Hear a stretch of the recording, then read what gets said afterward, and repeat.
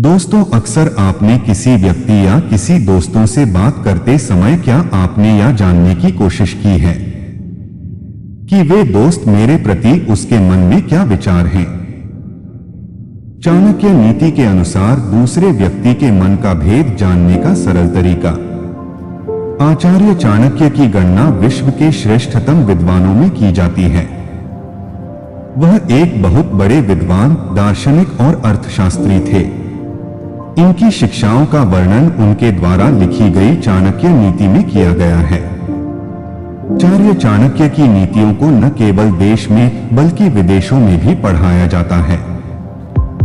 जब कोई आपकी आंखों में देखते हुए आपसे बातें कर रहा है तो इसका मतलब यह है कि वह आपकी बातों में आपको सुनने में इंटरेस्टेड है, आपसे बातें करने में इंटरेस्टेड है।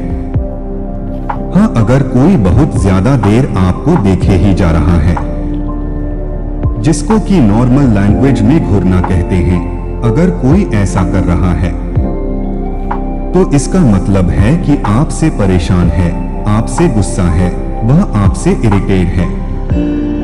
और अगर कोई आपकी बातें सुनते सुनते आपसे नजर नहीं मिला रहा है, इसका मतलब वो व्यक्ति आपके बातों से घबरा रहा है। ऐसा इसलिए करता है कि सामने वाला व्यक्ति को लगता है कि वो मुझे इग्नोर कर दे। इसलिए आचार्य चाणक्य इनके द्वारा बताए गए सिद्धांत आज भी बहुत कारगर माने जाते हैं। आचार्य चाणक्य कहते हैं कि व्यक्ति का व्यवहार ही उसके मन का भेद बताता है और पापी व्यक्ति की आत्मा उसके पापों को सबके सामने प्रकट कर देती है। तो चलिए जानते हैं इसके बारे में विस्तार से। बिना स्किप किए वीडियो के लास्ट तक बने रहे। इससे पहले अगर आप इस चैनल पर नए हो तो सब्सक्राइब करके बेल आइकन दबाएं ताकि आने वाले वीडियो की नोटिफिकेशन सबसे पहले आपको मिले। तो चलिए वीडियो को शुरू करते हैं।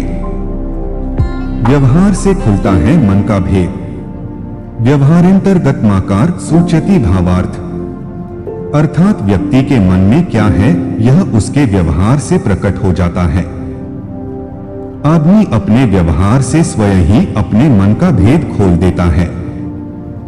किसी के मन का भेद पता करने का ये सबसे आसान तरीका है। दूसरे व्यक्ति के व्यवहार को देखकर ही उसके अच्छे और बुरे मन के भेद का पता लगाया जा सकता है। चेहरे के हाव भाव देखकर ही ये अनुमान लगाना सरल हो जाता है कि दूसरा व्यक्ति क्या कहना चाहता है। पापी की आत्मा उसके पापों को प्रकट कर देती है। आत्मना पापमात्मैव प्रकाशयति भावार्थ, अर्थात पाप करते समय उसकी आत्मा उसे सचेत करती है कि यह कार्य उचित नहीं। फिर भी मनुष्य जब पाप कर ही बैठता है तो उसकी आत्मा अशांत होकर उसे बेचैन कर डालती है। तब विवश होकर वह अपने पाप को स्वयं ही प्रकट कर देता है, क्योंकि उसकी आत्मा उसे निरंतर कचोटती रहती है।